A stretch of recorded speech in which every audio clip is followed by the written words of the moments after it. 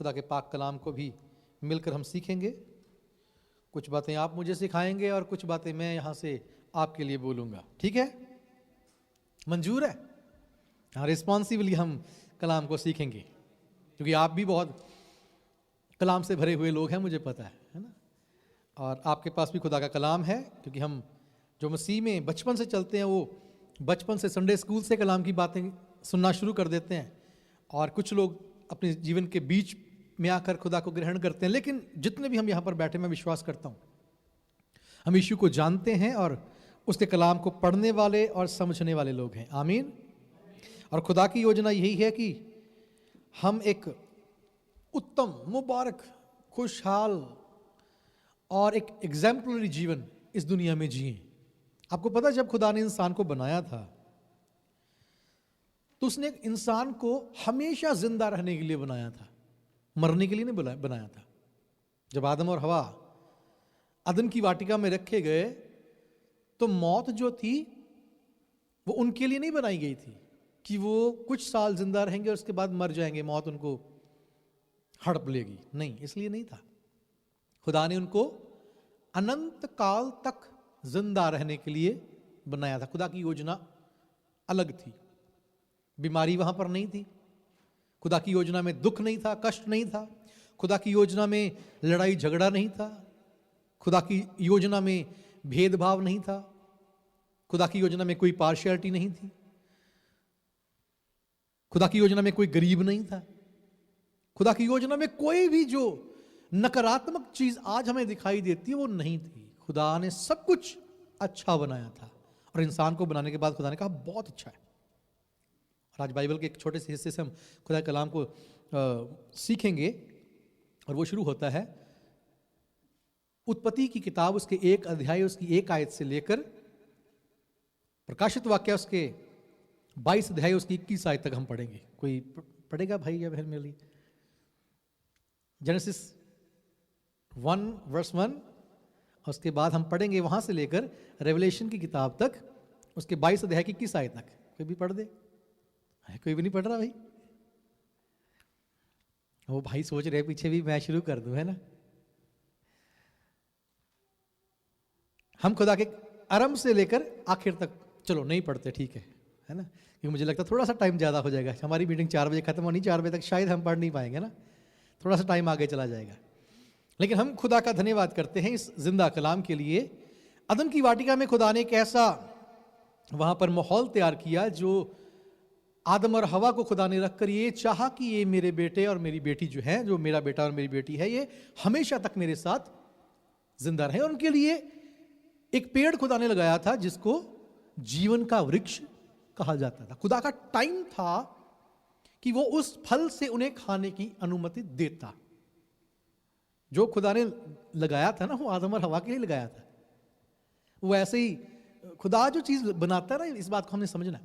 खुदा ने जो कुछ भी बनाया उसके पीछे पर्पस है। पर्पसलेस कुछ भी खुदा ने नहीं बनाया। वो पेड़ इसलिए नहीं था भी वो एक शोकेस में खुदा लगा दे और आदम हवा उसको देखा करे, बस देखा करे और आ जाया करे, नहीं, इसलिए नहीं था। वो जो कुछ खुदा ने बनाया था वो आदम और हवा के लिए ही बनाया था, लेकिन उसके लिए एक समय था और वो उस समय का इंतजार नहीं कर पाए। दुश्मन जो था उसकी नजर उन पर लगी हुई थी। दुश्मन भी जानता था खुदावंद ने इनको भी अपने साथ अनंत काल तक रहने के लिए बनाया है। जो खुदावंद का राज्य स्वर्ग में था और पृथ्वी पर खुदा ने अपने जैसा एक प्राणी बनाया जिसको क्या कहते हैं? आदम, मनुष्य कहते हैं। परमेश्वर का राज्य कहां पर है? स्वर्ग में। अगर आप किंगडम ऑफ गॉड या किंगडम ऑफ हेवन की स्टडी करें तो आप समझ जाएंगे कि स्वर्ग का जो खुदा का राज्य था उसको पृथ्वी पर वैसा ही एक खुदा ने इंसान बनाया जो वैसा ही राज्य इस पृथ्वी पर चलाता। स्वर्ग में बीमारी नहीं थी, अदन की वाटिका में बीमारी नहीं थी। स्वर्ग में लड़ाई झगड़ा नहीं था, अदन की वाटिका में भी लड़ाई झगड़ा नहीं था। स्वर्ग में सूखापन नहीं था, अदन की वाटिका में भी सूखापन नहीं था, नदियां थी। और खुदा ने इंसान को बनाकर कहा अब तू इस पृथ्वी में राज्य करेगा, राज्य करेगा। लेकिन उस राज्य को जब खुदा ने आदम और हवा के हाथ में सौंपा तो जो विरोधी था, दुश्मन था, उसने इस बात को देखा और उसे जलन हुई। पहली जलन उसे हुई इसलिए हुई क्योंकि आदम हवा खुदा की आराधना के लिए बनाए गए थे और वो जो दुश्मन था उसका भी वही काम था। अब उसका काम छीनकर आदम और हवा को दिया गया। ऐसा ही होता है। जैसे मान लो आप जॉब करते हैं, कहीं पर जॉब कर रहे हैं, आप ऑफिस में बड़ी शान शौकत के साथ टाई शाई लगाकर जाते हैं, है ना, और अच्छे से आप रोज जा रहे हैं जॉब पर। लेकिन हफ्ते 10 दिन के बाद कोई आपसे बेहतर बंदा जो है वो उसी ऑफिस में दाखिल होता है, अपने सर्टिफिकेट्स लेकर आता है, अपने आपके बॉस के सामने रख देता है भी मैं इस जॉब के लिए ज़्यादा उपयुक्त व्यक्ति हूँ। तो जो बॉस भी देखता भी हाँ इसका एक्सपीरियंस भी ज़्यादा, इसके पास काबिलियत भी ज़्यादा, तो जो ये बंदा रखा हुआ है तो उससे बढ़िया है बंदा, ही मेरा काम ज़्यादा अच्छे से कर सकता है। तो वो मान लो आपको नहीं, आपकी बात नहीं करता, मुझे बुलाए, ठीक है, मैं मान लो आप तो अच्छे हैं, बहुत बहुत खुदा के मुबारक बेटे हैं, अपने ऊपर बात लेता हूँ मैं किसी जगह पर काम करता हूँ और मेरे से बेहतर बंदा कोई आ गया और उसको रख लिया, तो जब मेरी नौकरी जाएगी तो क्या होगा, मुझे उस बंदे पर गुस्सा आएगा, नफरत आएगी। उसने किया कुछ नहीं मेरे लिए, कोई मुझे गाली नहीं दी, कोई मेरे से बात भी नहीं उसने की, पर उसके आने से मुझे जाना पड़ गया, इसलिए मेरे अंदर उसके लिए नफरत आएगी। और यही वहां पर भी हुआ। खुदा ने जो काम लूसीफर को दिया था, जब उसकी ड्यूटी उसने देखा भी इस आदम और हवा को दे दी गई, तो वो उनके प्रति नफरत से, जलन से भर गया। दूसरी बात थी क्योंकि वो खुदा के स्वरूप पर बनाए गए थे, इसलिए वो उनके खिलाफ नफरत से भर गया। तीसरी बात थी क्योंकि वो खुदा के साथ अनंत काल तक राज्य करने के लिए बनाए गए थे, इसलिए शैतान उनसे नफरत करता है। उसने गुमराह करके उनको उस अधिकार को छीन लिया। जो पृथ्वी का अधिकार था आदम हवा से निकलकर किसके पास चला गया? किसके पास चला गया? शैतान के पास। अब नौकरी किसके पास चली गई? जो मेरी नौकरी थी किसके पास चली गई है? दूसरे व्यक्ति के पास। वही वहां पर हुआ। लेकिन खुदा की योजना कभी भी नहीं थी कि इंसान वो सब कुछ खोए। खुदा चाहता था कि इंसान जिंदा रहे, तंदुरुस्त रहे, खुशहाल रहे, आबाद रहे, और जैसा खुदा की भरपूरी का राज्य स्वर्ग में चलता है उसको पृथ्वी पर लागू करे। इसलिए यीशु मसीह को आना पड़ा और दोबारा से उस अधिकार को शैतान से लेना पड़ा, और फिर से वो अधिकार किसके पास आया? आपके और मेरे पास आ गया। फिर से अधिकार हमारे पास आ गया। लेकिन उम्र जो थी वो कम हो गई। जब पाप इंसान की जिंदगी में आया तो खुदा ने उनके लिए अनंत काल रखा था, लेकिन उम्र उनकी जब पाप आया धीरे धीरे घटने लगी। उन दिनों में लोग कितना कितना जीते थे?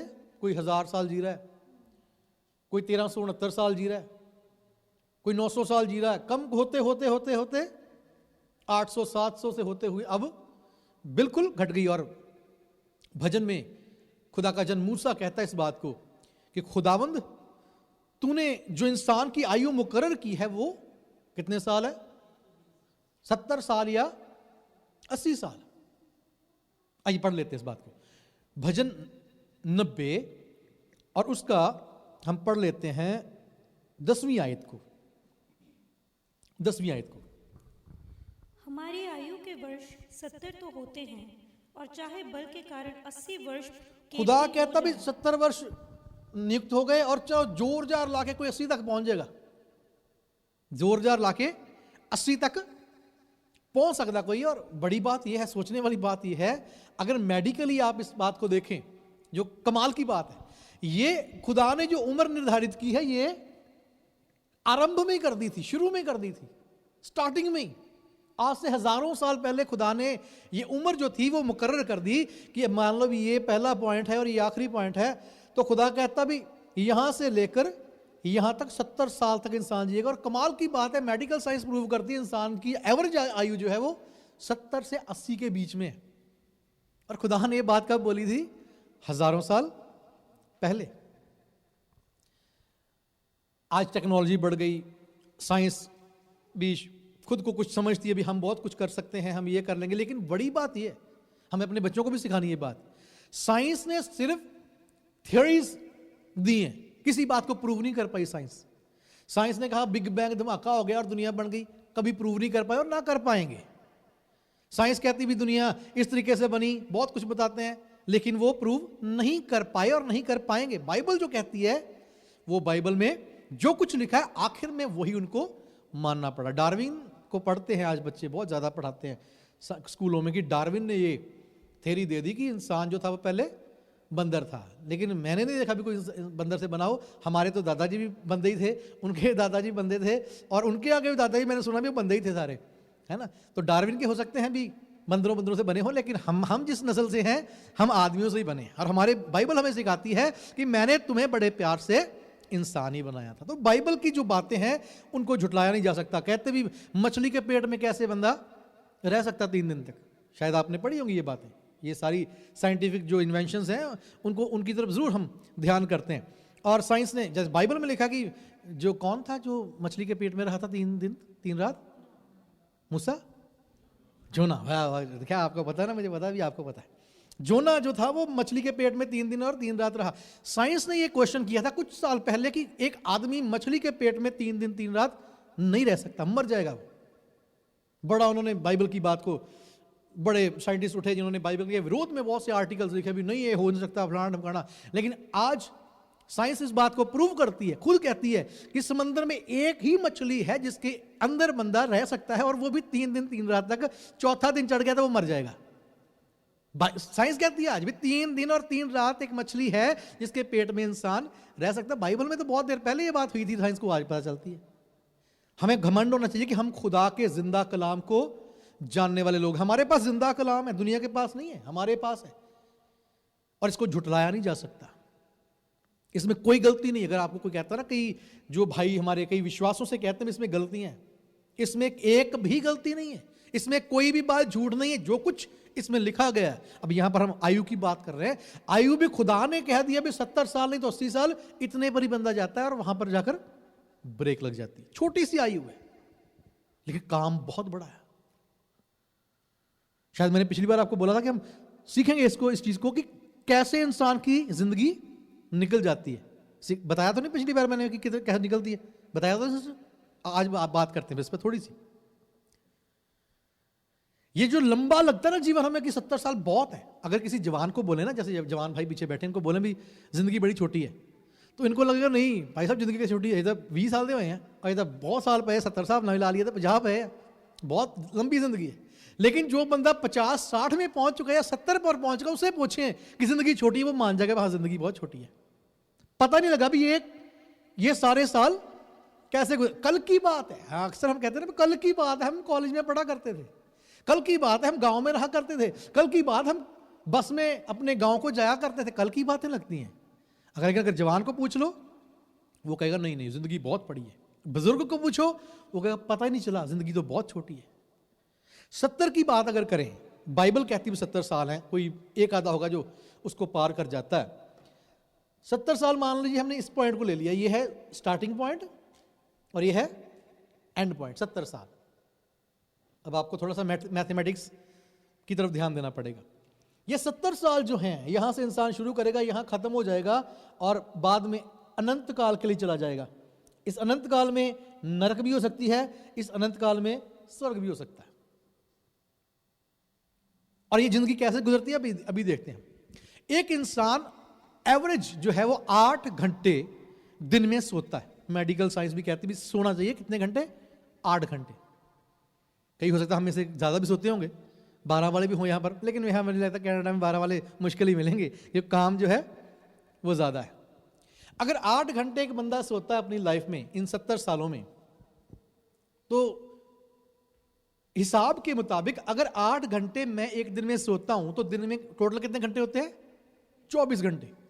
24 घंटे में अगर मैंने 8 घंटे सोकर बिताए तो मतलब दिन का तीसरा हिस्सा मैंने सोकर निकाल दिया। 8 घंटे सो गया, कितने घंटे रह गए बाकी, 16 घंटे।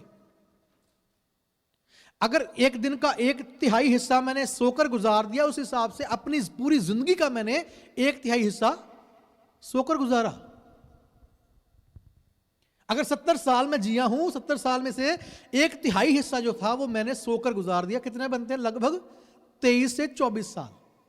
कभी हमने सोचा 23-24 साल असी अपने बिस्तरे ते सौ के कट देते हैं। अगर लाइफ 70 साल थी तो 24 साल सोकर निकल गए। और ये बहुत बड़ा हिस्सा है जिंदगी का। 70 में से 24 निकाल दे, कितने बने बचे? बताइए, आपको बताना कुछ। 40 साल, इतने बड़े 46 ईयर्स है। अब जोड़ते जाना आप। 8 घंटे मैं सोता रहा हूं, मेरी जिंदगी का 1/3 हिस्सा निकल गया, 24 साल निकल गए, मेरे पास 46 साल बचे। और ये सारी जो चीजें मैं अभी बताऊंगा आपको, आंकड़े, ये सारे एवरेज आंकड़े हैं। किसी के जीवन में ज्यादा भी हो सकता है थोड़ा बहुत, किसी के जीवन में थोड़ा बहुत कम भी हो सकता है, ऊपर नहीं, थोड़ा बहुत होगा, ज्यादा नहीं। 8 साल एक व्यक्ति अपने जीवन में पढ़ाई में गुजारता है, मिनिमम है ये। अब एक दिन बात कर रहे थे हम पढ़ाई की, आप में से भी कई हो सकता है मेरे से भी ज्यादा पढ़ गए हो, पास जी से भी ज्यादा पढ़ गए हो। हम काउंट कर रहे थे भी कितने साल हो गए पढ़ते हुए। 26 साल, शायद 26 के 27 हमने निकाला, पढ़ते हुए हो गए।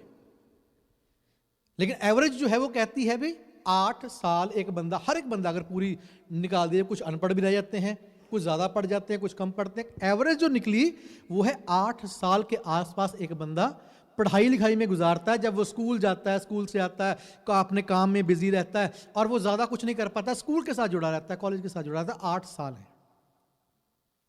अब आप जोड़ते जाना, मैंने हिसाब नहीं करना, आपने करना, ठीक। 8 साल ये निकल गए। 6 साल एक बंदा निकालता है अपने जीवन में एक्स्ट्रा रेस्ट करने के लिए। कनाडा में खैर टाइम ऊपर नीचे हो सकता है, जिनके पास अच्छी जॉब्स हैं उनको ज्यादा रेस्ट मिल जाती होगी, जिनके पास सुबह से रात तक काम है वो उनको थोड़ी कम। लेकिन एवरेज फिर वही है, एक व्यक्ति 6 साल लगभग आराम करता है, बीमार हो जाता है, कई बार छुट्टी करनी पड़ गई, आराम करते करते एक्स्ट्रा इंसान 6 साल निकालता है। जल्दी आगे बढ़ेंगे। 5 साल इंसान के निकल जाते हैं अपने आने जाने में। आप घर से गाड़ी स्टार्ट करते हैं, काम पर जाना है, फिर काम किया, फिर वापस आए, आपने मार्केट जाना, सामान लेके आना है, कुछ इधर से लाना है, कुछ उधर से लाना है, डॉक्टर के पास जाना है। आने जाने में इंसान के पूरी जिंदगी में 70 साल में से 5 साल लगभग इसमें निकल जाते हैं। हर रोज काम पर जाना है, हर रोज आना है। 4 साल इंसान खाने पीने में निकाल देता है। हम कितनी बार खाना खाते हैं? 3 बार। सुबह उठते ही भूख लग जाती है, फिर काम पर जाते हैं, काम पर फिर भूख लगती है, फिर रात को सोने से पहले फिर भूख लगती है, कईयों के इससे ज्यादा भी लगती है। लेकिन एवरेज है कि 4 साल हम खाने पीने में, रोटी बनती है, हम बैठे हैं टेबल पर, रोटी आ रही है, आराम से खाते हैं, फिर उठते हैं, फिर 3 बार दिन में खाते खाते 4 साल गुजर जाते हैं। 3 साल इंसान लगाता है नहाने में, शेव करने में। बहनों को थोड़ा सा ज़्यादा हो सकता है क्योंकि मेकअप में थोड़ा टाइम ज़्यादा लग जाता है, लेकिन एवरेज लगा लेते हैं हम कि 3 साल जो है गुजर जाते हैं। हम वॉशरूम गए, ब्रश किया, शेव की, मेकअप किया और कपड़े प्रेस कर रहे हैं। इन सारी चीज़ों में पूरी ज़िंदगी में इंसान के 3 साल निकलते हैं। और ये सिर्फ मैं ऐसे नहीं आपको बता रहा, ये स्टडी में से आंकड़े हैं। जो एक इंसान की आयु किस तरीके से गुजरती है उस पर जो रिसर्च हुआ उसके आंकड़े हैं ये, कि 3 साल जो है वो ट्रांजिशन में गुजर जाते हैं। और भी आगे हैं चीजें, लेकिन कट शॉर्ट कर देते हैं। 7 साल इंसान जो है वो छुट्टियों में और रिक्रिएशन में, पार्टीज करते हैं अपनी जिंदगी में, हम सेलिब्रेशन करते हैं, शादियां करते हैं, बच्चों के बर्थडे मनाते हैं, कहीं जाते हैं पार्टी में, कहीं आते हैं, छुट्टियां हो जाती हैं, फिर बच्चों को घुमाने जाते हैं, कभी मासी की शादी है, कभी चाचा जी की शादी। आने जाने में, इन चीजों में, रिक्रिएशनल एक्टिविटीज में हम अपनी जिंदगी का बहुत बड़ा हिस्सा गुजार देते हैं, जो लगभग 7 साल के आसपास होता है। कितने साल हो गए भाई बुजुर्ग मेरे ख्याल लिख रहे हैं? अब मेरे पास भी 13 ही बचे, 13 और 14, क्योंकि जो हमने स्टार्टिंग की थी वहां से वहां 23-24 था, तो हमारे पास बच जाते हैं हमारी जिंदगी के 13 या 14 साल। अब इन 13 या 14 सालों के ऊपर हमारी इटर्निटी निर्भर करती है। वो सारी चीजें हमने दुनिया के लिए की हैं। हमने दुनिया में पढ़ाई की, हमने दुनिया में खाना पीना खाया, हमने दुनिया में कपड़े प्रेस किए, अपने अजीज रिश्तेदारों को खुश कर लिया, हमने दुनिया के लिए सब कुछ कर दिया। कितने साल कर दिया? लगभग 57 ईयर्स हमने दुनिया को दे दिए। हमारे पास बचते हैं सिर्फ 13 साल के आसपास। किसी के पास 15 बच जाते होंगे, किसी के पास 18 बच जाते होंगे, किसी के पास 10 बचते होंगे, किसी के पास 5 बचते होंगे, थोड़ा बहुत ऊपर नीचे होगा। लेकिन 57 साल इंसान इन्हीं कामों में निकाल देता है। अगर उसकी आयु 1 से लेकर 70 तक गई तो, कम ज्यादा होगी तो फिर थोड़ा बहुत फर्क पड़ेगा। लेकिन बात यह कि हमने दुनिया के लिए 57 साल काम कर दिया, लेकिन हमने अपनी जिंदगी में इटर्निटी को देखकर क्या किया? प्रश्न आपके लिए भी है, ये मेरे लिए भी है। अनंत काल जो है हमारा, वो हमारे खाने पीने पर निर्भर नहीं करेगा। बाइबल में लिखा खुदा का राज्य जो है वो खाना पीना नहीं है। खुदा का राज्य जो है वो पार्टीज नहीं है। खुदा का राज्य जो है वो जॉब करना नहीं है। खुदा का राज्य जो है वो सड़क पर घूमना नहीं है। खुदा का राज्य कुछ और है।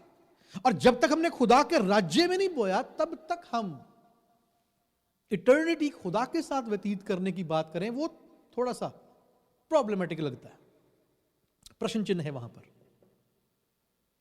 जिसको हमने ज्यादा दिया है वही हमारा स्वामी है, बाइबल कहती है। जिसके साथ हमने ज्यादा वक्त बिताया है, जिसकी ज्यादा हमने रेवरेंस की है, वही हमारा प्रभु है, जिसकी हमने ज्यादा सुनी है। आप बहुत अच्छे हैं, मुझे पता है, लेकिन ये कलाम जो है ये हिलाता है हमें। ये यहां से लेकर वहां तक सब कुछ जोड़ता है। ये नहीं कि सुनाने वाला जो है बड़ा कंफर्ट प्लेस में है, भी मैं तो नहीं। हम सबके लिए ये चैलेंज है कि हमने दुनिया में तो बहुत कुछ किया, लेकिन अपने खुदा के लिए, इटर्निटी के लिए क्या किया। दो व्यक्ति बाइबल में हमें मिलते हैं, एक का नाम अब्राहम था और दूसरे का नाम लूत था। अब्राहम जो था वो इटर्निटी कॉन्शियस था। अनंत काल को देखकर वो अपने फैसले लिया करता था। अनंत काल को देखकर वो अपने कदम बढ़ाया करता था। अनंत काल को देखकर वो अपने चुनाव किया करता था। उसके पास औलाद नहीं थी, लेकिन फिर भी उसका जो ध्यान था वो खुदा के साथ हमेशा जिंदा रहने का था, खुदा के साथ जीने का था।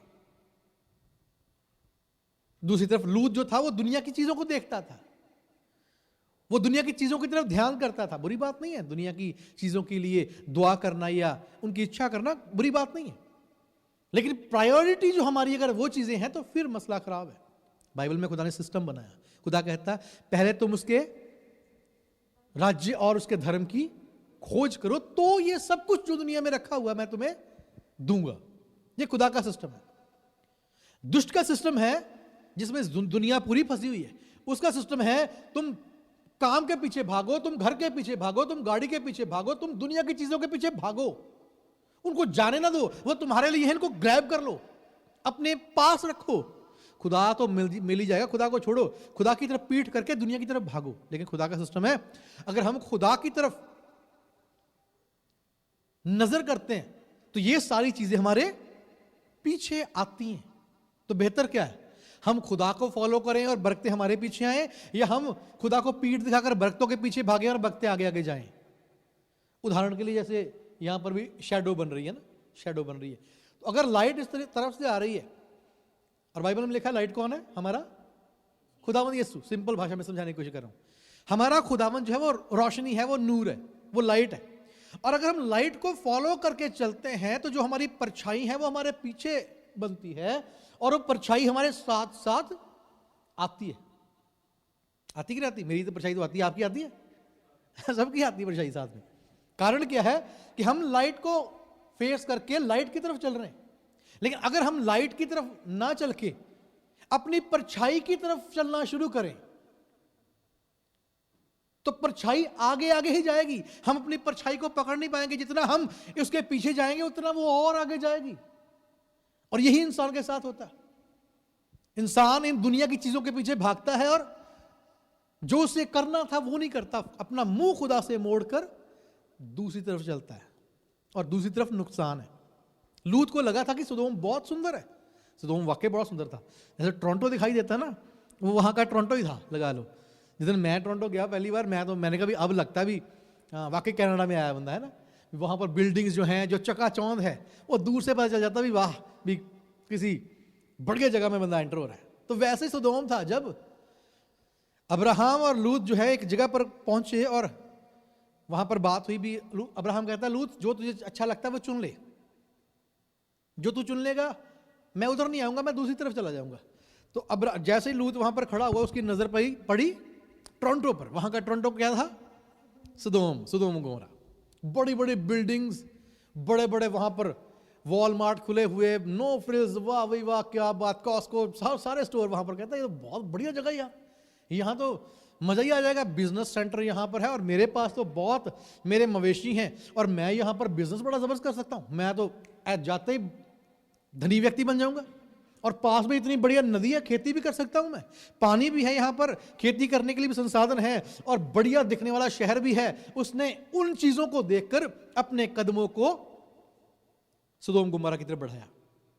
खुदा की बरकत जो अब्राहम के साथ थी, खुदा की प्रेजेंस जो अब्राहम के साथ थी, उससे वो मुंह मोड़कर दुनिया की तरफ चलने लगा।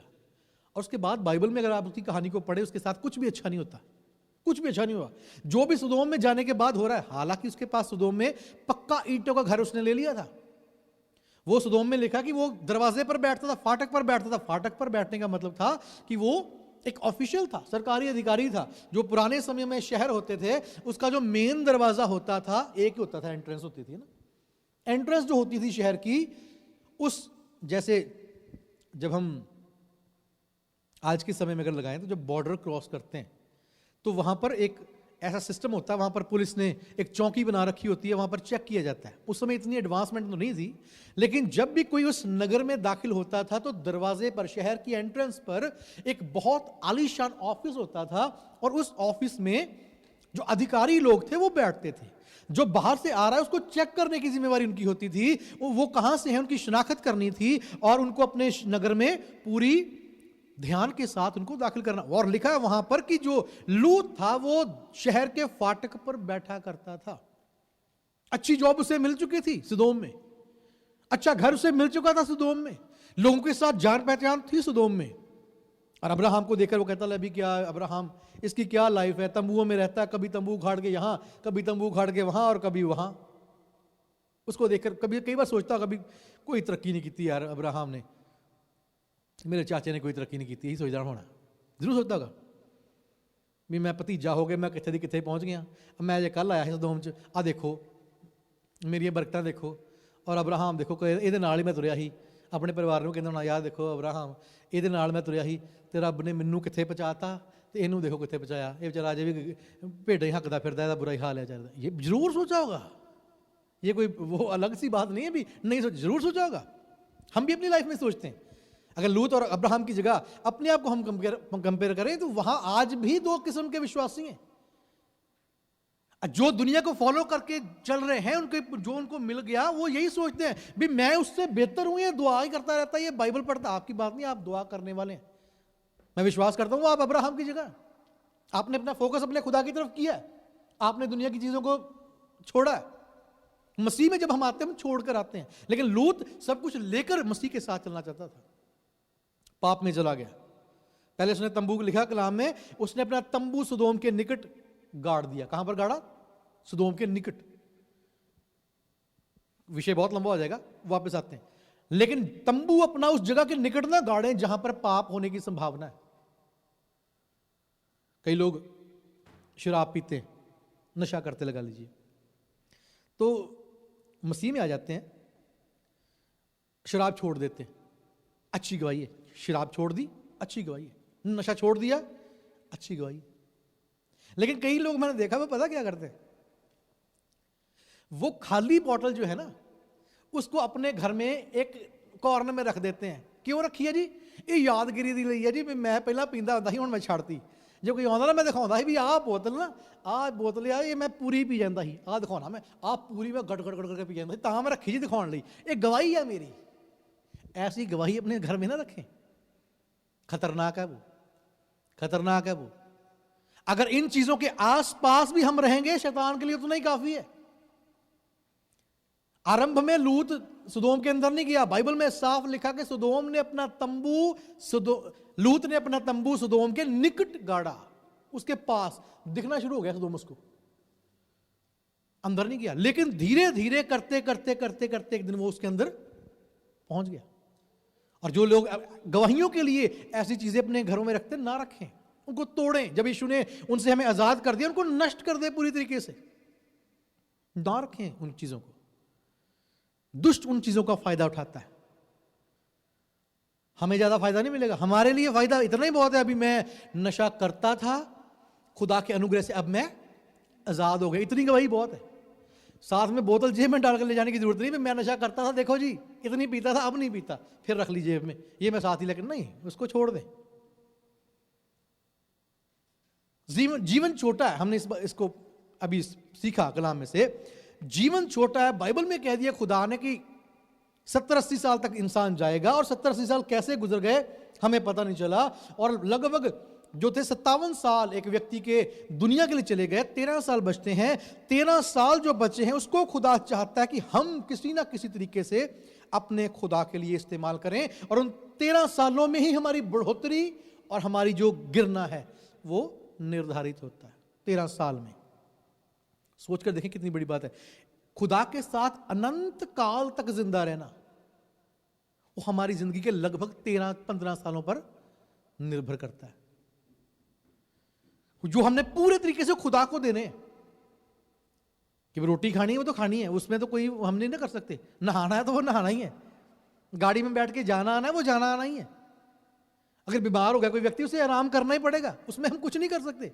बच्चों की छुट्टियां हमें घुमाने जाना ही पड़ेगा, वो सब कुछ हमें करना पड़ेगा। लेकिन जो कुछ हमारे पास बचता है उस जिंदगी में, उसको हमें अपने खुदा के लिए इस्तेमाल। इसका मतलब ये नहीं कि बार डर जाते हैं विश्वासी भी हुण सारे पादरी बन जाइए, भी पास्टर जी तो यहाँ पर खड़े होकर कलाम सुनाते तो हम।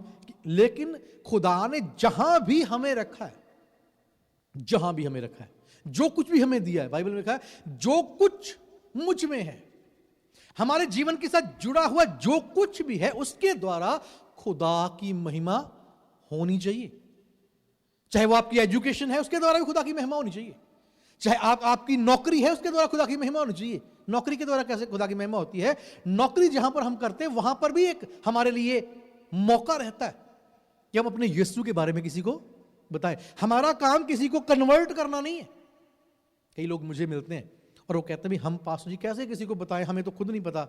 हमें ज्यादा जोर लगाने की जरूरत नहीं है, इसको कन्विंस नहीं करना हमें, तूने बनना ही बनना, यीशु को ग्रहण करना नहीं। हमारी जिम्मेवारी पता कितनी है? इन सालों में खुदा ने क्या जिम्मेवारी लगाई है? हमने जाना है और लाजर की कब्र से जो पत्थर है उसको हटाना, बस इतना काम हमारा, ज्यादा नहीं है। बाकी काम खुदा का है। हमने जाना है, यीशु मसीह कहते तुम लाजर की कब्र से पत्थर को हटा दो। मतलब जो अंधकार में अंदर मौत का दास बना पड़ा है, उसे सिर्फ उसकी आंख से पर्दा हटाओ, उसे बताओ कि तेरे लिए रोशनी बाहर इंतजार कर रही है। सिर्फ इतना बताना। यीशु जो जीवन है तेरे लिए इंतजार कर रहा है। यीशु जो जिंदगी है, जो रोशनी है, जो अबदी हयात देने वाला है, वो तेरा इंतजार कर रहा है। बस इतना तूने बताना, बाकी काम मेरा है। सिर्फ इतना कहना हमने। यीशु के नाम में बड़ी ताकत है। एक व्यक्ति सऊदी अरेबिया की गवाही है ये, और वो व्यक्ति किसी अलग मुल्क से था और वहां पर काम करता था उस देश में, और यीशु मसीह को मानता था। वो वहां पर बिल्कुल पाबंदी है यीशु का नाम लेने की, प्रचार करने की, बिल्कुल स्ट्रिक्ट वहां पर तरीके से सबको बोला गया कि आप बाइबल लेके भी नहीं जा सकते। चलो अब चीजें थोड़ी थोड़ी खुदा के फल से बदल गई, कि उन दिनों में बिल्कुल विरोध था। और वो व्यक्ति जिस घर में रहता है, उस घर के मालिक को एक भयानक चमड़ी की बीमारी थी, बहुत भयानक बीमारी थी। ये सच्ची घटना है। वो व्यक्ति साधारण मुल्क से आया, कि छोटे से मुल्क का था, ईश्वर पर विश्वास करता था। इस व्यक्ति के घर में रहता था, शेख के घर में रहता था। शेख को बीमारी थी, शेख ने बहुत इलाज कराया, ठीक नहीं हुआ। और इस बंदे ने एक दिन डरते डरते उससे कहा भी शेख साहब आप ठीक हो सकते हैं। कहता भी कैसे? उसने बता दिया यीशु के बारे में, भी यीशु के नाम में आप ठीक हो सकते हैं। शेख ने उसको कहा भी तू ठीक है, भी तू मेरे यहाँ काम करता है, लेकिन तुझे पता भी जो तू नाम ले रहा है इसकी सजा क्या मिलेगी? तुझे मार दिया जाएगा। कहता भी ये तो मुझे पता है अभी मार दिया जाएगा, लेकिन मैंने आपको ये बताया भी आप उस नाम में चंगे हो सकते हैं। कहता मैं नहीं विश्वास करता। कहता भी आपने बस इतना कहना यीशु मुझे चंगा कर दे। उसने अपने हाथ उस बंदे पर रखे। साधारण सा व्यक्ति, कोई पास्टर नहीं था वो, कोई प्रॉफिट नहीं था वो, कोई अपोस्टल नहीं था वो, कोई बहुत बड़ा शिक्षक भी नहीं था वो, कोई बहुत बड़ा सुसमाचारक भी नहीं था वो, साधारण एक व्यक्ति यीशु को मानने वाला। उसने उस बंदे के ऊपर ऐसे हाथ रखा और उसको बोला यीशु का नाम ले, बस यीशु का नाम। और जैसे यीशु का नाम लिया और सच में उस बंदे का कोढ़ चला गया, जो बीमारी थी स्किन की चली गई, उसी टाइम इंस्टेंटली वो चंगा हो गया। तो वो बड़ा खुश भी हुआ और हैरान भी हो भी ये कैसे हो सकता है। अब ये बात धीरे धीरे जो थी वो बाहर निकल आई भी यहां पर कोई व्यक्ति है जो यीशु का नाम लेता है और चंगा हो जाता है। उसको पकड़ लिया गया और वहीं पर उसको ले जाया गया जहां पर वो बंदे का काम करते हैं। जाकर उस जगह के सामने खड़े करके उसको कहते भी हमने तेरे बारे में ये सुना भी तू करता है, तू लोगों को गुमराह करता है, तू यहां पर हमारे आकर ये सारी गड़बड़ियां करता है, तो हम तुझे एक शर्त पर छोड़ सकते हैं, हालांकि तेरे बचने का कोई उपाय नहीं, तुझे अभी थोड़ी देर में हम सारे लोगों के सामने यहीं पर मार देंगे, लेकिन फिर भी चलो तू कहता है इस बात को भी ऐसा हो सकता है, यीशु के नाम में हो सकता है, तो हम तेरे सामने यही बंदा जो खड़ा है बीमार, इसकी बीमारी वाले तेरे पास 20 बंदे लेकर आएंगे, अभी लेके आएंगे, हॉस्पिटल से निकाल के लाएंगे। अगर तो तूने उनको चंगा कर दिया जो भी नाम तू कहता है यीशु के नाम में, तो हम तुझे बख्श देंगे, ठीक है भी तेरी बात में सच्चाई है, छोड़ देंगे। अगर वो बंदा चंगा नहीं हुआ एक भी उनमें से, तो यहीं पर तुझे 15-20 मिनट के बाद हम कत्ल कर देंगे, खत्म कर देंगे। अब डर तो था, इंसान था वो, लेकिन उसने विश्वास करके कह दिया भी ठीक है मुझे मंजूर है, अगर आप यही कहते तो मैं तैयार हूं, अब लेके आइए। उसने लाइन में सारे बंदे लगाए, फटाफट से सुना रहा हूं आपको, और सारी दुनिया के सामने, और ये न्यूज़ पब्लिश भी हुई थी, बाद में दबा दिया जाता है चीज़ों को, बाद में बंद कर दिया जाता है, कुछ वीडियोस को सारी चीज़ें रोक दी जाती है, लेकिन उस समय ये लोगों के सामने दिखाई दिया कि 20 बंदे खड़े और जख्मों के साथ खड़े, भयानक बीमारी के साथ खड़े, और उस बंदे ने हर एक के ऊपर हाथ रखकर सिर्फ इतना बोला यीशु, दुआ भी नहीं की उसने, हर एक के ऊपर हाथ रखता गया और बोलता गया यीशु, और 5 मिनट में वहां पर ऐसा धमाका हुआ, दुनिया पूरी भौचक्की थी कि 20 के 20 लोग जो थे वो इंस्टेंटली चंगे हो गए। ये है यीशु के नाम में ताकत। हमें ज्यादा कुछ करने की जरूरत नहीं, सिर्फ एक विश्वास होना चाहिए हमारे पास। राई के दाने के जितना विश्वास जो है वो बड़े बड़े बदलाव ला सकता है, और जो ताकत है वो यीशु के नाम में, हमारे अंदर ताकत नहीं है। आज इस दुनिया में एक ऐसा माहौल क्रिएट हुआ, कल भी मैं खुदा के दास के साथ बात कर रहा था, ऐसा एक माहौल बना दिया गया कि यीशु के ऊपर से निगाहें हटाकर इंसानों ने अपने ऊपर लोगों की निगाहें लगाई हैं। वो ये दिखाते कि हमारे पास ताकत है, हमारे पास अथॉरिटी है, हमारे पास अभिषेक है। कोई कहता मेरे पास महाअभिषेक है, कोई कहता है कि नया ही अभिषेक है, और लोग जो है वो उनको देखते हैं और उनकी तरफ जाते हैं, यीशु को छोड़कर वो उम्मीद करते हैं कि वो उनके लिए कुछ कर देंगे। कुछ लोग एक मीटिंग में जाते हैं, वहां चंगे नहीं होते, उससे थोड़ा बड़ा व्यक्ति आता है, उसकी मीटिंग में जाते हैं, वहां चंगे नहीं होते, उससे थोड़ा सा और बड़ा आता है, उससे चंगे नहीं होते, फिर उसके फादर के पास जाते हैं, उससे चंगे नहीं होते, उसके दादे के पास जाते हैं, चंगे नहीं होते। वो चंगे कैसे हो सकते हैं? क्योंकि जो इंसान पर नजर लगाकर जा रहा है वो चंगा नहीं हो सकता, लेकिन जिसका रिलेशन यीशु के साथ है वो घर में बैठा ही चंगा हो जाएगा, कहीं जाने की जरूरत भी नहीं है। कि यीशु जो है खुदा, वो उसकी ताकत ये नहीं भी किसी बहुत बड़े चर्च में जाकर उसकी ताकत बढ़ जाती है और किसी नॉर्मल सी जगह पर ताकत कम हो जाती है, ऐसा नहीं है। आदि की कलीसिया में लिखा है सड़क पर जाते जाते उन प्रेरितों का परछाई पड़ती थी और परछाई से चंगे हो जाते थे, सड़क पर गुजरते ही। यीशु की ताकत बैतसैदा के कुंड में भी वैसे ही काम करती है, यीशु की ताकत एक बड़ी हैकल में भी वैसे ही काम करती है। यीशु की ताकत में फर्क नहीं आता। यीशु को कोई छूकर भी चंगा हो सकता है, और यीशु किसी छू दे वो भी चंगा हो सकता है, और यीशु पैसा नहीं लेता चंगा करने का, क्या लेता है? आजकल लोग सोचते हैं भी शायद यीशु ने ये काम शुरू कर दिया, भी करप्शन बढ़ गई दुनिया में, यीशु ने भी करप्शन का काम शुरू किया हुआ है। यीशु भी कहता है भी लाओ भी 10,000 रुपया, हाँ तो तेरे लिए पहले दवा, तो 5 वाला तू थोड़ी देर के बाद आना। खैर उनकी तो ज़्यादा रिक्वायरमेंट्स है, 5 वाला तो काम ही नहीं है। 50 70 वाली बात है, कुर्सियों पर भी टैग लगे हैं, 50,000 वाली है, वो 25। किस यीशु को फॉलो करते हैं आज हम, वो प्रश्न है। यीशु ने तो कभी भी नहीं कहा कि मैं आगे जाकर बदल जाऊंगा और ऐसे मैं सिस्टम शुरू करूंगा। एक पंजाब में ज़्यादा बुरा हाल है, पता नहीं कहां से ये बीमारी पंजाब में आई, बहुत खतरे की बात है।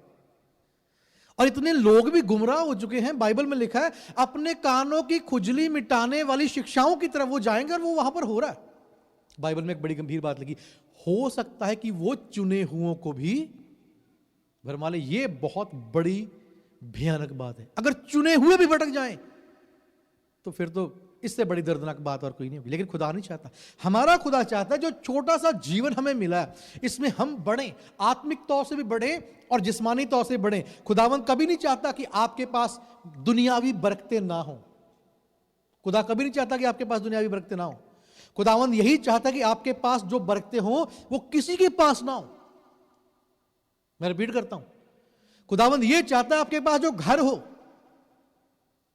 आपके पास जो गाड़ी हो, वो सबसे अलग दिखे, बेहतर हो। कई बार लोग सोचते भी नहीं, खुदा जो है वो हमें कंगाल करना चाहता है। बिल्कुल नहीं। एक बात को आप हमें समझना पड़ेगा आज अपने जीवन में। खुदा ने आदम हवा से कहा था कि तुम इस पृथ्वी पर क्या करो, अधिकार करो, राज्य करो। किसको बोला था? आदम हवा को। तब से लेकर आप दुनिया में आगे आते जाएं, खुदा के लोग राज्य करने वाले थे, खुदा के लोग न्यायी थे, खुदा के लोग याजक थे, खुदा के लोग नबी थे, खुदा के लोग राजा थे। वो न्याय करने वाले थे, सरकार को चलाने वाले थे, और सारी कौमें उनके अधीन होती थी। आप स्टडी करें बाइबल की शुरू से लेकर, तभी मैंने बोला जेनेसिस चैप्टर 1 से शुरू करते हैं। आप शुरू से लेकर देख लें, आखिर तक चले जाएं। खुदावन ने इंसान को, अपने बच्चों को यह अधिकार दिया था कि तुम राज्य करोगे। अपने मसले लेकर दूसरों के पास मत जाना। पौलुस बहुत जोर देता है इस बात पर। भाई तुम्हें शर्म नहीं आती? वो कहता भाई तुम अपने मसले लेकर एक दूसरे व्यक्ति के पास जाते हो, खुदा के लोग होकर, खुदा के शाही लोग होकर तुम अपने मसले लेकर तुम ऐसे लोगों के पास जाते हो जिनको तुम्हारे पास आना चाहिए।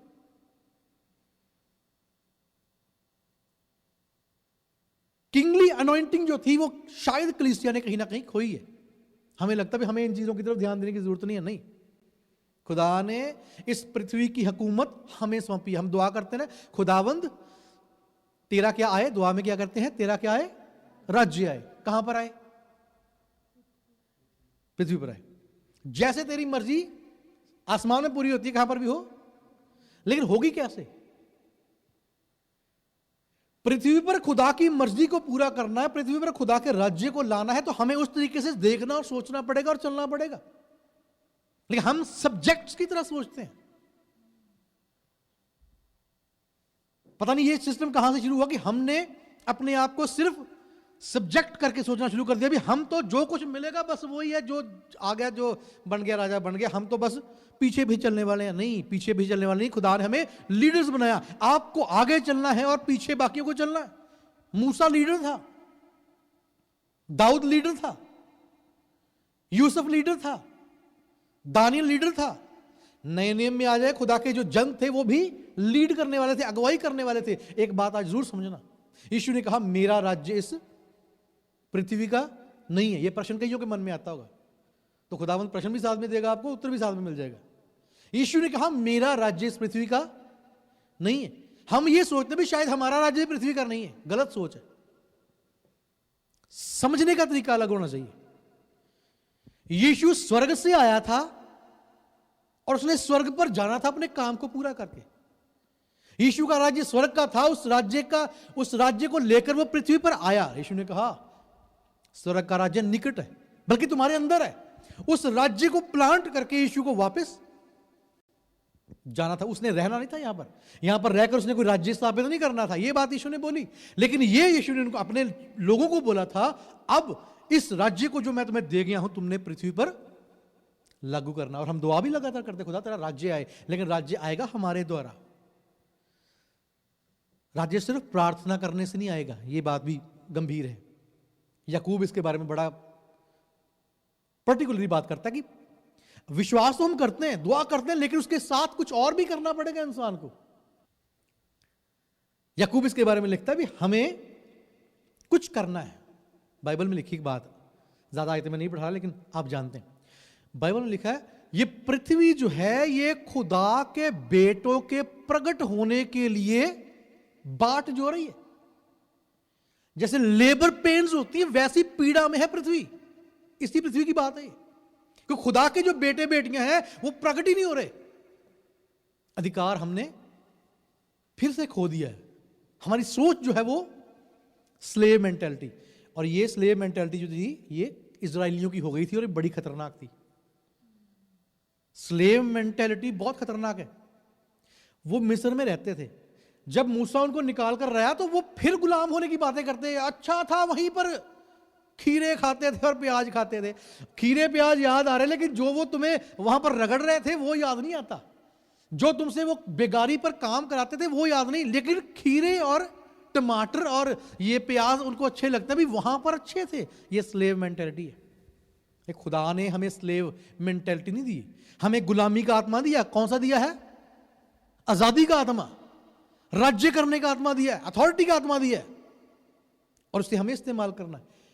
स्टार्टिंग हमसे होगी। जो हो चुका अब तक मसीहत में कह लें या विश्वासियों के जीवन में, वो बहुत भयानक हो चुका है। इस समय जो डोमिनेट कर रहा है वो शैतान कर रहा है। मैं आपको क्लियर बोल रहा हूं, लोग ऑनलाइन भी सुन रहे होंगे, कहीं को लग रहा होगा पता नहीं क्या कैसी बातें बोल रहे हैं। मैं सच बता रहा हूं आपको, आप नजर घुमा लें। खुदा का राज्य कितना आपको दिखाई दे रहा है, चाहे वो कनाडा है, चाहे इंडिया है, चाहे पाकिस्तान है, चाहे अमेरिका, कितना खुदा का राज्य हम देख पा रहे हैं। दुआ करने से क्या होगा? अभी हम तेरा राज्य आ जाए, उसके लिए हमें स्टार्ट करना पड़ेगा अपने लाइफ से, अपने परिवार से स्टार्ट करना पड़ेगा। खुदा का राज्य सबसे पहले मेरे व्यक्ति के जीवन में आता है, उसके बाद वो मेरे परिवार में आएगा, उसके बाद वो आगे बाहर फैलना शुरू होगा।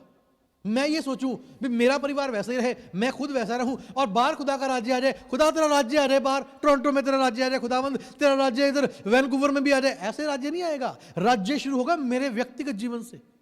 जब तक मेरी समझ में ये बात नहीं आती कि मुझे खुदा के राज्य को लाना है और उस तरीके से मुझे उसकी किंगडम को अपने जीवन में पहले लागू करना है, उसके सिस्टम में ढलना है। ये बाइबल में जितने भी बंदे हम बात करते हैं वो कोई बहुत बड़े गुणी ज्ञानी विद्वान बंदे नहीं थे, बहुत बड़े बड़े 12-12 फीट के बंदे नहीं थे, नॉर्मल थे। पौलुस इतना का था, वो मेरे से भी हाइट उसकी कम थी। दाऊद भी इतना की था, ज्यादा बड़ा वो भी नहीं था। साधारण से पतले पतले बंदे खुदा ने चुन लिए, नॉर्मल बंदे, लेकिन उनको खुदा के राज्य की समझ आ गई थी, खुदा का राज्य कैसे काम करता है। वो बड़े से बड़े दानव के सामने भी जा कहते थे 2 मिनट के बाद तू यहां होगा और तेरी तलवार से तेरा सर काट दूंगा। और बंदा कितना, इतना का बच्चा। फर्क क्या था? उसे खुदा का सिस्टम समझ आ गया था। भाई सिस्टम खुदा का ये है कि राजा तो मैं हूं, ये राजा थोड़ी है। हाकिम मैं हूं, ताकतवर मैं हूं, ये थोड़ी है। उसको समझ आ गई थी डोले डूले से ताकत नहीं होती, ताकत खुदा के सिस्टम को अपने अंदर लेने से होती है। हम कहते भी ये सिस्टम नहीं बदल सकता, सब कुछ बदल सकता है जब हम बदलने के लिए तैयार है। सब कुछ बदल सकता है, ऐसा कुछ नहीं इस पृथ्वी पर जो नहीं हो सकता। खुदा ने अथॉरिटी हमें दी है। जब दुआ के साथ हम उस अथॉरिटी का इस्तेमाल करने लगते हैं विश्वास के साथ, सब कुछ हो सकता है। और हम तो यीशु के लहू से धुले हुए लोग हैं। हमने गीत भी गाए यहां पर, और उसके बारे में तो अनसमल जी ने बड़ा जबरदस्त गाया। सब कुछ होता है लहू जब धोता। उसका मतलब क्या है?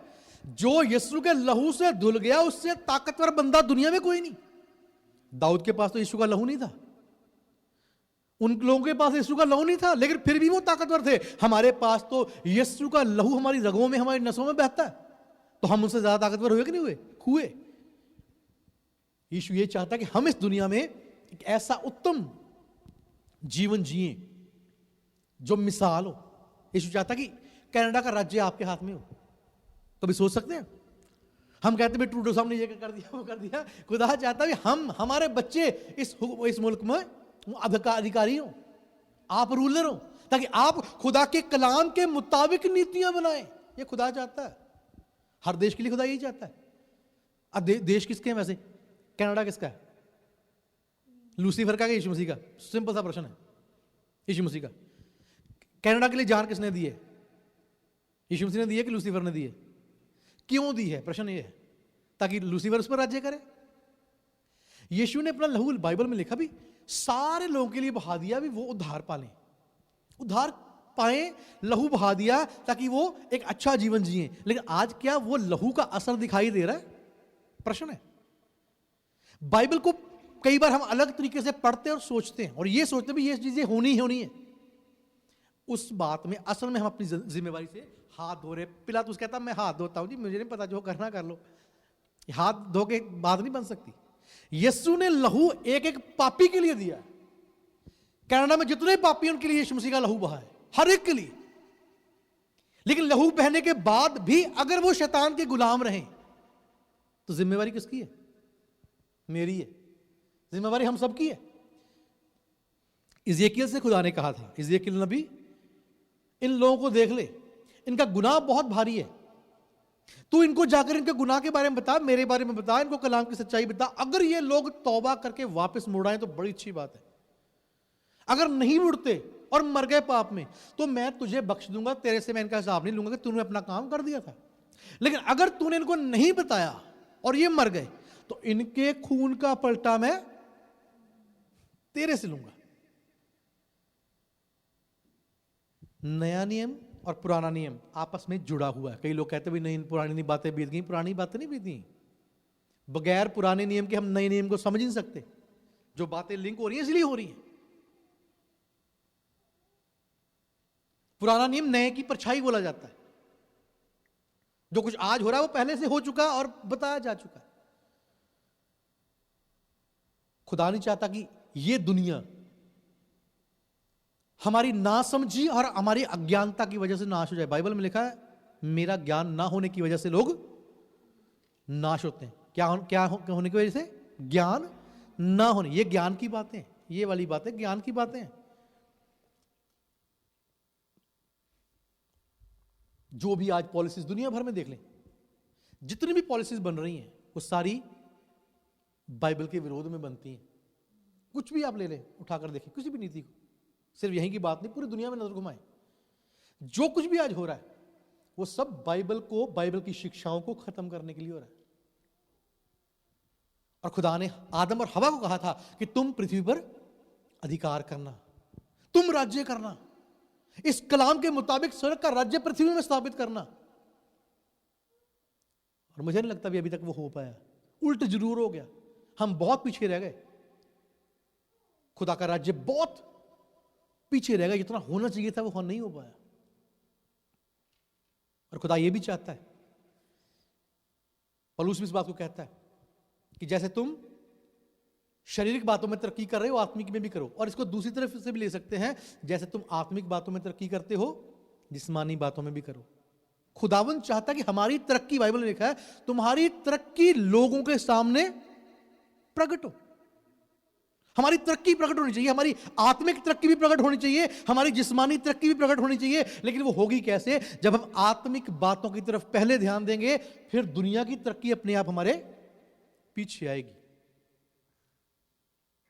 खुदा के दास बिली ग्राहम को हम जानते हैं, इतना बड़ा खुदा का भक्त जन वो बना।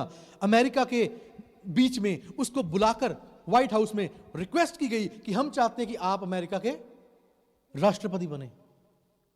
था कौन वो? खुदा का जन। मां के पेट से वो इतना बड़ा नबी होकर नहीं आ गया था, प्रचार करने लग गया था और लोगों के लिए दुआएं करने लग गया था, कलाम नहीं। बच्चा था साधारण, गवाही सुने उनकी, साधारण तरीके से वो पला बड़ा। लेकिन जिस दिन उसको ये समझ आ गई खुदा का राज्य क्या है, और उसने उस पर विचार करके खुदा का काम करना शुरू किया, बड़े से बड़ा अधिकार उसके कदमों में आया कि आप आए और इस देश को चलाएं। क्या वो सिर्फ खुदा के जन पास्टर बिली ग्राहम का ही खुदा कर सकता है? हमारे लिए नहीं कर सकता? कर सकता है। हमारे लिए भी वो करना चाहता है कि हम अथॉरिटी, बाइबल में लिखा है, उठ प्रकाशमान हो क्योंकि तेरा प्रकाश आ गया है। राजा तेरे आरोहण के लिए आएंगे, राजा तेरी तरफ आएंगे। बाइबल कहती है कि जब खुदा का प्रकाश हमारे ऊपर आता है, और प्रकाश कब आता है? जब हम खुदा के कलाम से भरने लगते हैं। प्रकाश कब आता है? जब खुदा की अगुवाई में हम चलना शुरू करते हैं। प्रकाश कब आता है? जब प्रकाश का आत्मा हमारे अंदर प्रज्वलित होता है, तब प्रकाश आता है। और जब प्रकाश आता है, फिर बड़े से बड़े लोग आपकी तरफ खिंचे आते हैं और चाहते हैं कि हमें भी अपने यीशु के बारे में बताएं। आया था ना वहां पर एलीशा के पास, कौन आया था? नमान कोढ़ी। बड़े दूर देश में रहता था, बड़ा अधिकारी था, लेकिन वहां से चलकर आता है और उससे कहता है, खुदा के जन मुझे चंगा कर दे। यूसुफ को जेल से निकाला गया, राजा कहता बुलाओ इस बंदे को, ये जो सलाह देगा उसको हम मानेंगे। दानियल, शद्रक, मेशक, अबेदन को, चार खुदा के बंदे, उनको देखकर नबूकदनेस्सर कहता भी इनका खुदा सच्चा खुदा है, इनकी हम सुनेंगे। अगर उनके लिए खुदा कह सकता है, हमारा खुदा भी वही खुदा है, हमारा खुदा कोई फर्क नहीं। लेकिन अपनी जिंदगी में तीन बातों का हमें ध्यान रखना है। आखिर में तीन छोटे छोटे पॉइंट है, वो बता के हम दुआ करेंगे। खुदा चाहता है कि हम तरक्की करें। जो छोटा सा जीवन हमें खुदा ने दिया है, खुदा चाहता है कि इसमें आप तरक्की करें, आपके बच्चे तरक्की करें, आपकी पुश्तें तरक्की करें, और दोनों तरफ से तरक्की हो। आप आत्मिक बातों में भी दिखाई देने चाहिए कि वाकई ये खुदा की बेटी और ये खुदा का बेटा है। और जिस्मानी बातों में भी, दुनिया के स्टैंडर्ड में भी खुदा चाहता है कि आप दिखाई दें, बिल्कुल, क्योंकि हम राजा की संतान हैं, तो राजा का स्टैंडर्ड हमारे जीवन में दिखना चाहिए। कुछ लोग अलग तरीके से सोचते हैं इस बात को कि हमें सब कुछ छोड़ देना और सेलिबेसी का जीवन। सेलिबेसी का जीवन बाइबल नहीं सिखाती भी, बिल्कुल परिवार छोड़ दो। खुदा ने सिखाया कि तू और तेरा घराना जो है वो मुबारक होगा। खुदा ने सिखाया जिस जगह तू कदम रखेगा वो जगह मैं किसको दूंगा? किसको दूंगा? तुझे दे दूंगा, हमें दे देगा। मतलब अगर मान लो मेरा पैर कनाडा में पड़ा है, अगर आपका पैर कनाडा में पड़ा है, आपका पैर आपके मोहल्ले में पड़ा है, खुदा चाहता है कि वो इलाका खुदा आपको दे, और उसके लिए हमें दुआ करनी शुरू करनी है, और खुदा दे देगा। जिस चीज के लिए हम खाली नहीं होते वो चीज हमें मिलती नहीं। अगर हमारे घर में फर्नीचर भरा पड़ा है, एक कमरे में 2-2 बेड है, एक कमरे में 3 सोफा पड़े हुए हैं, इधर 2 फ्रिजें पड़ी हुई, जगह ही नहीं है, तो नई चीज कहां से आएगी? जब हम उस पुरानी चीज को निकाल कर रूम बनाएंगे, खाली करेंगे, तब नई चीजें हमारे घर में आती। खुदा हमें तब तक बरकत नहीं देता जब तक हम अपने अंदर रूम नहीं बनाते, खाली नहीं करते जगह, तब तक नहीं। मैं अक्सर कहता हूं इस बात को, अयूब जो था उसका फर्नीचर पुराना हो गया था, दीमक लग गई थी उसके फर्नीचर में, उसकी जो सोफे की टांगे थी वो भी टेढ़ी मेढ़ी हो गई थी, है ना। खुदा ने कहा भी कैसे सफाई की जाए, इसके घर की गंद मचा पड़ा, इसके घर में तो सारे फर्नीचर टूट गया, सिलन लग गई है, कहीं कहीं पर वो कीड़े मकोड़े भी निकलने लग गए। क्या खुदा कहता भी चलो ऐसा करते हैं, शैतान को बोलते भी खाली कर, सफाई कर इसके घर की। खुदा ने लगा दिया काम पे, और शैतान को बोला जाओ भाई सारा सामान काटो बाहर। अब खुदा की योजना तो कुछ और थी, खुदा की योजना थी सफाई करानी, उसको कचरे के काम में लगाना था शैतान ने, खुदा ने शैतान को भाई तू सफाई, तू झाड़ू चक लो, अपने बंदे ने लाया झाड़ू चक लो, और अपने ज़्यादा समझ सकते हैं, इधर तो चलो माहौल अलग है। खुदा कहता भी लियाओ अपनियां गड्डियां लियाओ, टुटियां भजियां गड्डियां, और आज जितना भी कबाड़ा ना कूट कबार सारा कुछ साफ करके पोचा भी ला के जाना। और शैतान ने लगाया पोचा भी अयूब के घर में, झाड़ू मारिया पहला अपने नाल, यार मिट्टी रह गई माड़ी जी, छड्डना नहीं कुछ ਇਹਦੇ घर च। खुदा ने कहा भी सब कुछ चक लो, कोई गल नहीं, तुम बस जान नहीं छेड़ना, आप बाकी सब आ माड़ी जी मिट्टी रह गई कर साफ, पोचा मार है, सैनिटाइजर ले के लगे होंगे वो सफाइयाँ करने, चमका दिया कर, और बाहर खड़ा हो गए, देख खुदा बाप करता साफ, मैं बड़ा खुश होकर बता रहा हूँ, खुदा बाप देख अयूब का घर साफ कर दिया। खुदा कहता ठीक है हम थोड़ा परे हो जा। अब स्वर्गदूत आएंगे, स्वर्गदूत नए सोफे लेकर आ रहे हैं, नए बेड लेके आ रहे हैं, नए मवेशी लेके आ रहे हैं, बर्तनों को ठूस ठूस के खुदा ने नए तरीके से भर दिया। वो कहता ये क्या किया खुदा तूने? खुदा कहता यही तो काम था शैतान, तुझे मैंने सफाई का काम करवाना था, तूने कर दिया, अब बाकी बरकतें मैंने अपने बंदे को देनी है, और उसको डबल दिया। जो चीजें थी डबल खुदा ने करके दी। ये हमारे खुदा का तरीका है। बस बात यह है कि इंतजार करना खुदा का, उस पर विश्वास करना है, भरोसा करना है, और कभी भी खुदा के विरोध में नहीं बोलना। 3 बातें हमेशा अपनी जिंदगी में याद रखनी है। और पहली बात है, हमें खुदा बढ़ाना चाहता है, लेकिन बढ़ेंगे कैसे? पहली बात है, हमें अपने सलाहकारों का ध्यान रखना है। हमारे सलाहकार कौन है? आपके सलाहकार दुनिया के लोग नहीं होने चाहिए, आपके सलाहकार बड़े बड़े वकील नहीं होने चाहिए, आपके सलाहकार कोर्ट कचहरी के दुनियावी लोग नहीं होने चाहिए, आपके सलाहकार इस दुनिया में गुम हुए लोग नहीं होने चाहिए। आपके सलाहकार खुदा के अभिषिक्त होने चाहिए। आपके सलाहकार दुआ करने वाले आपके भाई और बहनें होनी चाहिए। हो सकता है उनकी एजुकेशन कम हो, आपको लगता होगा नहीं वो वकील ज्यादा सियाना होती, सुन लेना। दुआ में पहले खुद बैठना है और आत्मिक लोगों की संगति में रहकर सलाहें लें, रूह की अगुवाई में सलाहें लें। अहाब इस्राएली था, लेकिन उसने सलाह हमेशा अपनी वाइफ इजबेल से ली, जो कि खुदा को नहीं जानती और नहीं मानती थी, और उसकी सलाहों से वो इस्राएली बादशाह इतनी भयानक मृत्यु मरता है और सबसे कलंकित बादशाह होकर वो गद्दी से नीचे गिरता है।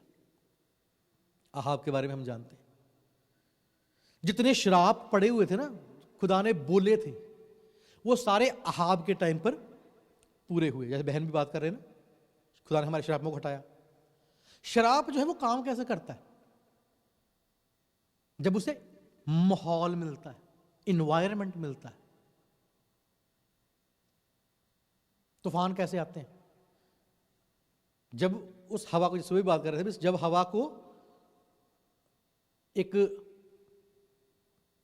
दबाव, कम दबाव वाला इलाका मिलता है, तो वहां से हवा जो है उस तरीके को उधर को बहनी शुरू हो जाती है। पानी भी ऐसे चलता है, जिधर को माहौल होता है, ढलान मिल जाती है, उधर को पानी चलने लगता है। शराब भी ऐसे काम करता है।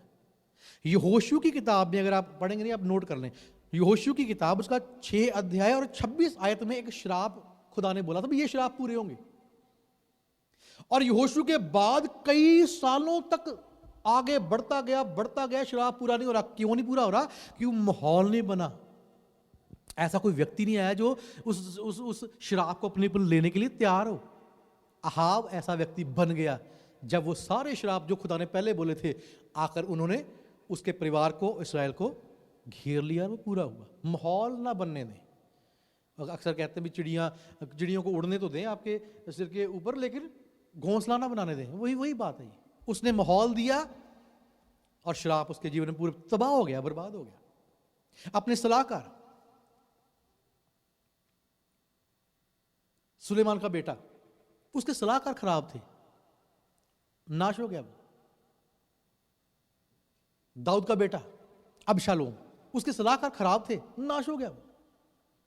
दाऊद के सलाहकार खुदा के अभिषिक्त लोग थे, वो एक मुबारक बादशाह हुआ। अपनी सलाहें दुआ करने वाले लोगों से लें, अपनी सलाहें कलाम पढ़ने वाले लोगों से लें, अपने जो फैसले हैं वो खुदा के लोगों के झुंड में बैठकर लें, दुनिया के पास ना जाएं। लगता है हमें भी वो अच्छा कर सकते हैं हमारे लिए, पर नहीं। खुदा ने सिस्टम बनाया कि वो राजा तुम्हारे पास आकर सलाहें लें। शीबा की रानी आती थी ना सुलेमान के पास सीखने के लिए, और लिखा है बहुत दूर दूर देश से लोग सीखने के लिए, देखने के लिए सुलेमान के राज्य में आते। ये खुदा हमसे चाहता है। दूसरी बात, हमें आज में जीना है, अपनी लाइफ में आज में जीना है। ना बीते हुए कल में जीना है, ना आने वाले कल में जीना, आज में जीना है। हम गीत गाते हैं, आज का दिन यहोवा ने बनाया है और हम इसमें क्या करें? आनंदित और मगन हो। आज में जीना शुरू करें। दुष्ट नहीं चाहता कि आप आज में जिए, दुष्ट चाहता या आप अपने पिछले कल में जिए या आने वाले कल में जिए। शॉर्ट करके बता रहा हूं। पिछले कल का मतलब दो तरीके से लोग पिछले कल में जीते हैं। एक वो लोग जीते हैं जिनका पास्ट बहुत गंदा और भयानक था, टूटे हुए थे, दर्द था, पीड़ा थी, परेशानियां थी, आफतें थी, उनको बार बार वो पास्ट याद आता और भूल नहीं पाते, बहुत बुरे हाल थे। उसी की वजह से वो आगे नहीं बढ़ पा रहे अपने जीवन में, टूटे हुए हैं, पास्ट बहुत खराब था। और दूसरे किस्म के लोग हैं जिनका पास्ट बहुत ही अच्छा था। वो कल तो बहुत अच्छा था, आज जैसे ही है। कल तो नौकरी अच्छी थी, आज कुछ भी नहीं। कल तो अच्छे परिवार में था, आज कुछ भी नहीं। कल तो गाड़ी बढ़िया थी, आज कुछ भी नहीं। पिछले दिन बेहतर थे। बाइबल में लिखा है, ये कभी ना कहना कि बीते दिन आज से बेहतर थे। ये गुनाह है खुदा की नजर में। कल में ना जिए, आने वाले कल में ना जिए। बाइबल में लिखा है, एक व्यक्ति कहता मैं सब कुछ कर लिया मैंने, अब मुझे कोई परेशानी नहीं, अब आने वाले 10 सालों में मैं आराम से बैठ के खाऊंगा, अब मैं घूम सकता हूं, पार्टी कर सकता हूं। शेख चिली भी कहता है मैं ये कर लूंगा, वो कर लूंगा। करते करते करते आज में चल रहा था, ध्यान कल में था, और गिरता है, सारा कुछ खत्म हो जाता है। आज में जीना है, आज के लिए जितने चैलेंजेस हैं उनमें जीना है। और ये कहें अगर फ्यूचर के बारे में सोचना है, खुदावन की योजना हो तो हम ये कल को करेंगे। खुदा चाहता है तो हम ये कल कर सकते हैं। खुदा की दया हुई तो कल वहां पर हम जा सकते हैं। ये ना कहे मैं कल वो करना चाहता हूं, कल मैं आने वाले महीने में ये ना। हमारे शब्द जो है वो बड़े मायने रखते हैं। हमें लगता नहीं, बाइबल में तभी लिखा है अपने शब्दों के द्वारा तुम जियोगे और अपने शब्दों के द्वारा तुम मारे जाओगे। अपने शब्दों के द्वारा तुम पकड़ लिए जाओगे और अपने शब्दों के द्वारा छोड़ दिए जाओगे। कारण क्या है? इसीलिए खुदा ने कहा एक छोटा सा शब्द जो हमारे मुंह से गलत निकलता है उसकी भी हमें खुदा के सामने उसकी क्लैरिफिकेशन देनी पड़ेगी कि क्यों बोला था। दूसरी बात हो गई आज में जीना। तीसरी बात है हमें अपने खुदा पाकरू की अगुवाई में चलना है जो कभी धोखा नहीं देता। पुराने समय में, आज तो चलो समय बदल गया, जीपीएस सिस्टम आ गए और बहुत कुछ आज को ऐप्स हैं, हम मैप सेट करके और कहीं पर भी चले जाते हैं। लेकिन पुराने समयों में जब लोग रेगिस्तान में यात्रा करते थे तो यात्रा बहुत लंबी होती थी। कई बार कई दिन उनको रेगिस्तान में से गुजरना पड़ता था, ऊंटों पर सफर करते थे। और क्या होता था, कई बार रास्ते में तूफान आ जाता था। यहां पर जब स्नो स्टॉर्म आता बड़ा खतरनाक होता, आपने देखा ही है ना। ये तो कुछ भी नहीं है, समंदर में एक तूफान आता है वो भयानक होता है। उससे भी खतरनाक है कि तूफान आता है रेगिस्तान में। जब ये तूफान यहां पर आता है ना, तो अगर रेगिस्तान के इलाके से होकर वो हवा गुजर रही है तो रेगिस्तान में जो भयानक माहौल बनता है वो बयान से बाहर है। उन दिनों में जब लोग यात्रा करते थे, कई बार रेगिस्तान में तूफान आता था, रेत इतनी गर्म होती थी और उनकी लगती थी, उनके मुंह जल जाते थे, चमड़ियां जल जाती थी। और सबसे बड़ा नुकसान ये होता था अगर उनका ऊंट या वो इधर से आ रहे हैं, मान लो यहाँ से उन्होंने उधर को जाना है और वो सफर करते हुए आ रहे हैं और तूफान चल रहा है, वो भी परेशान हो जाते थे। जो उनका जानवर है उसको भी समझ नहीं आती थी, वो कभी इधर घूमता था कभी इधर घूमता था, करते करते करते उसका मुंह मान लो इधर को ही हो गया ऊंट का। तूफान आ रहा है, ऊंट इधर से आया, इधर को जाना था, सफर ये था, लेकिन इतनी परेशानी हुई, सांस नहीं आ रही, मुंह में रेत चली गई, कानों में आंखों में रेत चली गई, कुछ नहीं पता चल रहा, और बिल्कुल बेसुध जानवर भी है और बंदा। जब वो कहीं अगर तो बच गया बंदा, कई बार तो मर जाते थे वो, अगर बच गया आदमी तो उसके बाद जब वो उठते थे अपने जानवर को उठाते थे, पानी पुनी जो उनके पास था पीते थे, आंखें खोलते थे, तो उनको सब तरफ रेत दिखाई देती है। अब वहां पर कोई रोड तो बना नहीं या कोई माइलस्टोन नहीं है, अभी आप इधर से आए थे इधर को जाना है। अब उनको समझ नहीं आती थी भी हम इधर से आए इधर को जाना है या इधर से आए उधर को जाना है या उधर को, कुछ नहीं पता चलता था भी कहाँ जाना है। समंदर में भी जिन्होंने यात्रा की आपको पता चलेगा, समुद्र में जाए बीच में चले जाएं, आपको चारों तरफ पानी ही पानी दिखाई देता है, पता नहीं चलता भी हमने जाना कहाँ है। वहां पर भी ऐसा ही था। तो कई बार जब लोग वहां पर रेगिस्तान में भटक जाते थे तो मर जाते थे, रास्ता नहीं पता चलता था, इधर को जा रहे हैं कभी इधर को जा रहे हैं, रेगिस्तान खत्म नहीं हो रहा, उनको पता नहीं, और भूखे प्यासे मर जाते थे। फिर उन्होंने क्या किया, अपनी मंजिल पर पहुंचने के लिए वो एक पक्षी अपने साथ रखते थे। उस सफर में एक पक्षी है जो उनके साथ होता था। अगर तूफान भी आ जाए तो कोई बात नहीं, एक दिन तूफान चला है कोई बात नहीं, उनको वो मार्ग भट गए कोई बात नहीं, वो पक्षी उनके साथ होता था। कौन सा पक्षी था पता आपको? बताइए, सिंपल सा ही है, ज्यादा मुश्किल नहीं है।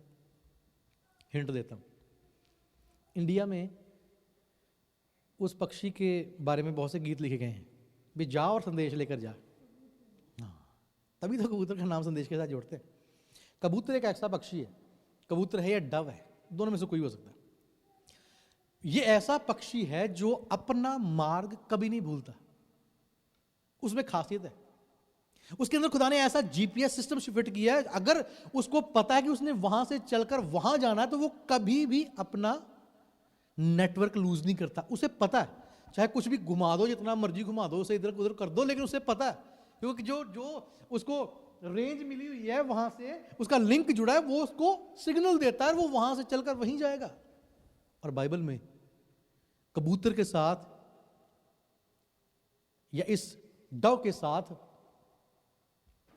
पवित्र आत्मा को जोड़ा गया, इसीलिए जोड़ा गया क्योंकि पवित्र आत्मा हमारा सहायक है, पवित्र आत्मा हमारा मार्गदर्शन करने वाला है। पवित्र आत्मा ही जानता है कि यहां से वहां वो हमें कैसे लेकर जाएगा, वो कभी नहीं भटक सकता, हम भटक सकते हैं। इसलिए इन तीन चीजों को अपने जीवन में हमेशा याद रखना है।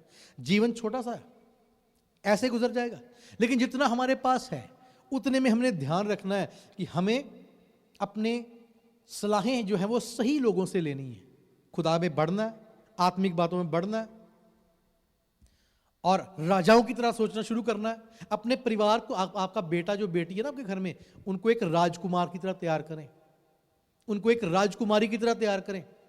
दुनिया का सिस्टम बहुत खराब है, मैं तो यहाँ आकर बड़ा परेशान हूँ, बच्चों की कंडीशन देख के बहुत कम टाइम दे पा रहे माँ बाप बच्चों को, और बड़ा एक चैलेंजिंग माहौल है। जिधर भी देख लें बच्चे स्कूल में पढ़ते हैं, ऐसी शिक्षा स्कूल में दी जा रही जो सोच से परे। हमारे अक्सर ये डिस्कशन में ऐसी बातें होती हैं, एक हमने जो बातें अगर पढ़ी भी हैं, हमने जो बातें +2 में या अगर ग्रेजुएशन में जाकर पढ़ी थी, यहां पर वो बच्चों को दूसरी क्लास में सिखाया जा रहा है। हमारे बच्चे उस माहौल में पढ़ते हैं और वो सारा सिस्टम बाइबल के विरोध में काम करता है। हमें अपने बच्चों को सिखाना है कि दुनिया की शिक्षा कितनी भी क्यों ना हो, वो सारी झूठी है, लेकिन ये खुदा का कलाम सच्चा है। ये स्टैंडर्ड अपने बच्चों के अंदर भरना शुरू करें। अगर हमने अपनी नस्ल को बचा लिया और उनको इसके मुताबिक राजा बना दिया, राजकुमार बनाते बनाते उनको राजपद तक पहुंचा दिया, हमारी जिम्मेवारी है वो, तो समझ लें कि वो कल को राज्य करेंगे खुदा के कलाम के साथ। लेकिन अगर हमने आज उनको इस माहौल में उनकी तरफ ध्यान नहीं दिया, माहौल बहुत खराब है। अभी यहाँ सारी चीजें मैं बोल भी नहीं सकता, लेकिन जो स्टडी में कर रहा हूं उसमें बहुत सी चीजें वो ऐसी बता रहे हैं हमें जो चल रहा है हमारे इर्द गिर्द। उसके लिए हमें अपनी तरफ भी और अपने बच्चों की तरफ बहुत ध्यान देने की जरूरत है। अगर आज हम नहीं जागेंगे, हो सकता है आने वाले 5 या 10 साल में सब कुछ खत्म हो जाए, सब कुछ बिखर जाए हमारी जिंदगी में। इसलिए आज हमें अपने खुदा का कलाम अपने बच्चों के अंदर भरना है, उन्हें बताना कि वो अधिकारी हैं, वो राजा होने के लिए बनाए गए, वो खुदा के कलाम को इस पूरी दुनिया में लागू करने के लिए बुलाए गए। उस तरीके से सोचना शुरू करना, हमें अपनी सलाहें सही लोगों से लेनी है, आज में जीना है और हमेशा खुदा पाकरू की आवाज को सुनना। आइए अपनी आंखों को बंद करें, सिरों को झुकाएं और प्रार्थना करें। जिंदा आसमानी पिता, हम दिल की गहराई से आपका धन्यवाद करते हैं कि आप राजा हैं, आप हाकिम हैं। और बाइबल ये कहती है खुदावन स्वर्ग आपने अपने लिए और पृथ्वी इंसान के लिए बनाई, ताकि मनुष्य इस पृथ्वी पर रहता हुआ हुकूमत करे, राज्य करे। और वो मनुष्य और कोई नहीं प्रभु, वो मनुष्य आपके बेटे और बेटियां ही थे जिनको आपने वो अधिकार सौंपा था। हमारी ये दुआ है खुदावंद कि हमें उन राजपदधारी याजकों के समान, शाही घराने के लोग के समान सोचने की तौफीक आप दें प्रभु, कि हम जाने कि हम रॉयल लोग हैं। हमें चलाना इस सिस्टम को, हमें आपके कलाम को लागू करना है, हमें आपकी व्यवस्था, जो स्वर्गीय व्यवस्था जो आपने हमारे हृदयों पर लिखी हुई है, उसको लागू करना है प्रभु।